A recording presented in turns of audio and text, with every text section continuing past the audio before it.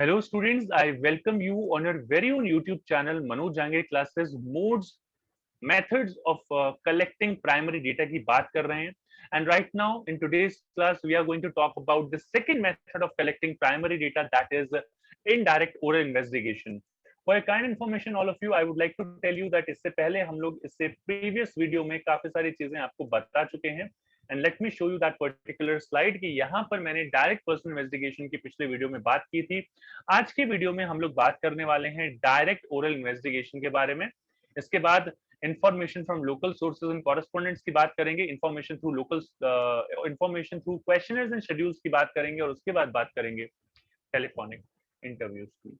ये सारी चीजें डायरेक्ट पर्सनल इन्वेस्टिगेशन के बारे में मैं आपको बता चुका हूँ. Meaning, suitability, merits and demerits, तो ये सारी चीजें हमारी हो चुकी हैं. आज की क्लास में हम लोग बात करने वाले हैं इनडायरेक्ट ओरल इन्वेस्टिगेशन के बारे में. पहली बार अगर आप इस वीडियो को देख रहे हैं, मैं आपको बता दूं कि इस तरीके की वीडियोस मैं लेके आता रहता हूं, तो आप हमारे चैनल को सब्सक्राइब कर सकते हैं और बेल को प्रेस करके ऑल को प्रेस करना बिल्कुल ना भूलें. बाकी आपको यहाँ पर कार्ड सेक्शन में भी बहुत सारे प्लेलिस्ट में अवेलेबल करवा दूंगा, तो आपको ढूंढने में प्रॉब्लम नहीं होगी. मनोज जहांगीर क्लासेस नाम है चैनल का, नाम तो याद रखिएगा. Indirect oral investigation, direct oral investigation में होता था कि हम लोग डायरेक्टली कांटेक्ट करते थे. इनडायरेक्ट ओरल इन्वेस्टिगेशन में होता है कि it is not possible for us to contact the concern person directly, and instead of collecting the information from the desired person, we collect the information from the witnesses, and that method is known as indirect oral investigation. आप यहाँ पर देख रहे हैं, एक छोटी सी image मैंने लगाई है यहाँ पर. ये जो टीवी रिपोर्टर्स वगैरह विटनेसेस वगैरह से पूछते रहते हैं, अच्छा आप बताइए क्या हुआ था, क्या देखा आपने, that kind of things, that kind of these kind of people are known as witnesses. तो एक बार बात कर लेते हैं पूरे मेथड की. Under this method, investigators collect data by third parties who are in possession of information, जिन्होंने वो चीज देखी है. Such persons are known as witnesses, इनको witnesses बोला जाता है. This type of inquiry is usually conducted by the police department, करती है इस तरीके की इंक्वायरी कि आपने क्या देखा, क्या हुआ था, क्या नहीं हुआ था, किसने किसको मारा, ये blah blah blah. Inquiry committees appointed by the government, वो ये काम करती हैं. अब यहाँ पर है example, investigation regarding the smoking habits of the students. अब आप एक चीज ध्यान दीजिए, अगर आप किसी कॉलेज में स्मोकिंग हैबिट्स के बारे में जानना चाहते हैं और आप लेक्चरर हैं, आपको कोई भी डायरेक्टली नहीं बताएगा, बट अगर आप इनडायरेक्टली किसी और बच्चे के बारे में पूछेंगे कि वाई के बारे में, वाई को पूछेंगे एक्स के बारे में, या वाई को पूछेंगे जेड के बारे में, तो वो डेफिनेटली बता सकता है आपको कि हाँ सर वो स्मोकिंग करता है या नहीं करता. सो इनडायरेक्टली आप इंफॉर्मेशन कलेक्ट करते हैं इस तरीके के मेथड से. कई बार ऐसा भी होता है कि द कंसर्न पर्सन, जो इन्फॉर्मेंट जो है, वो हमें बिकॉज ऑफ लिंग्विस्टिक प्रॉब्लम या कोई और प्रॉब्लम की वजह से वो हमें इंफॉर्मेशन नहीं दे पाता, तो जबकि विटनेसेस जो हैं वो उससे ज्यादा अच्छे तरीके से चीजें एक्सप्लेन कर पाते हैं, एक्सपर्ट ओपिनियन दे पाते हैं और हमें इंफॉर्मेशन दे पाते हैं, तो sometimes we contact them as well. तो विटनेसेस से इंफॉर्मेशन कलेक्ट की जाती है. सुटेबिलिटी की बात करते हैं. When is indirect oral investigation suitable?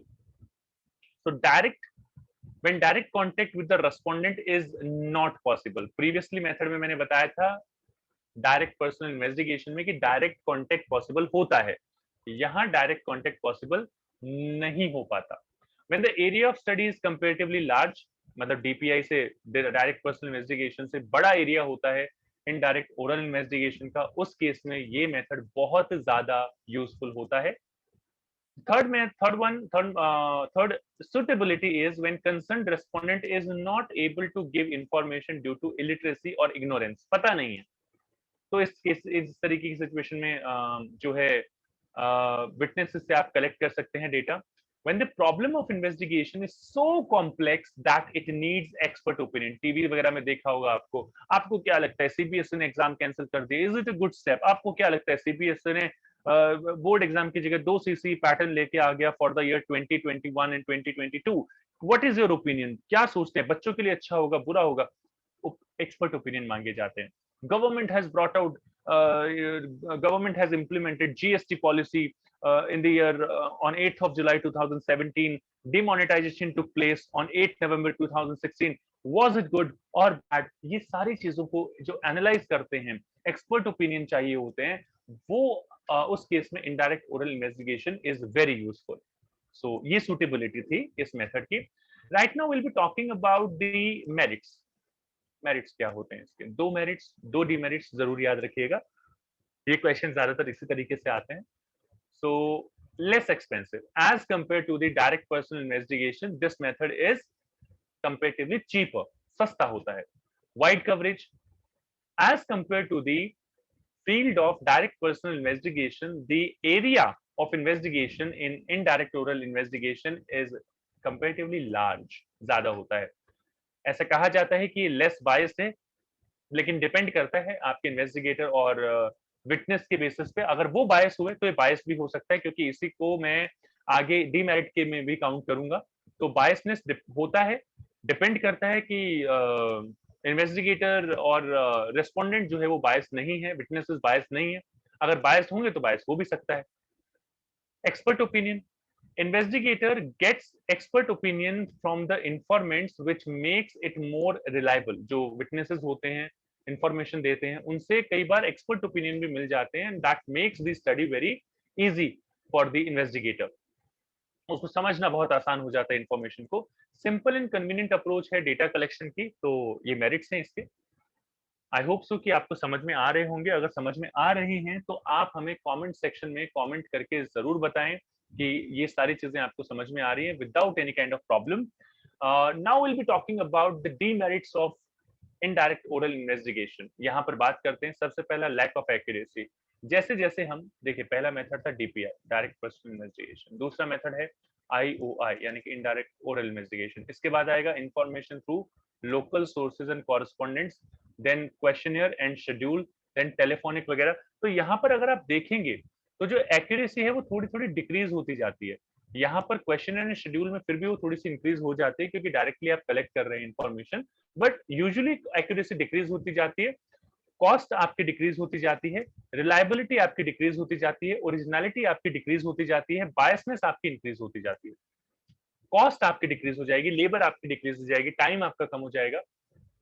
The next point is carelessness of the informants. तो देखिए, अगर आपके इन्फॉर्मेंट्स केयरलेस हैं तो जो आपकी इन्फॉर्मेशन आपने कलेक्ट की होगी that would be unreliable. So make sure that your informants are very much vigilant, very much attentive while giving the information.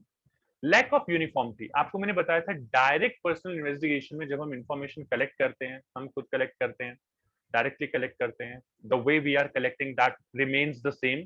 But when it comes to indirect oral investigation, we are collecting the data from the informants. वहां पे uniformity, हर किसी का express करने का अलग अलग तरीका होता है। सो वहां पर it's very difficult to maintain the uniformity in collection of data.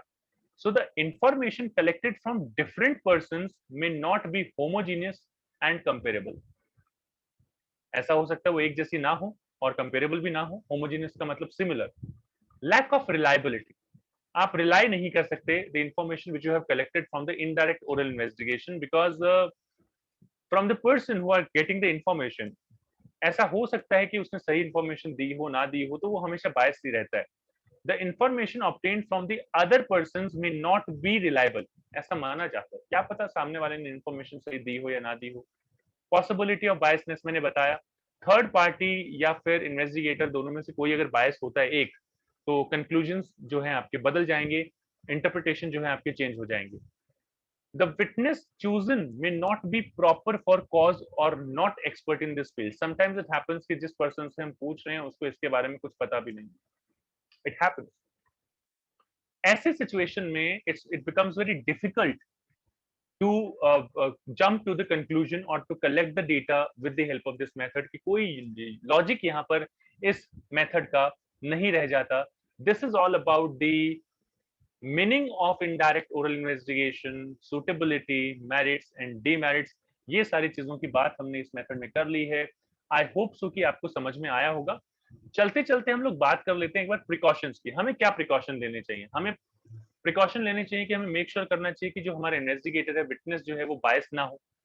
Respondent और witness should have adequate knowledge about the person whose information is to be achieved, जिसके बारे में हम to be received, to be achieve, to be collected, जिसके बारे में हम information collect कर रहे हैं उस पर्सन को उसके बारे में पता होना चाहिए।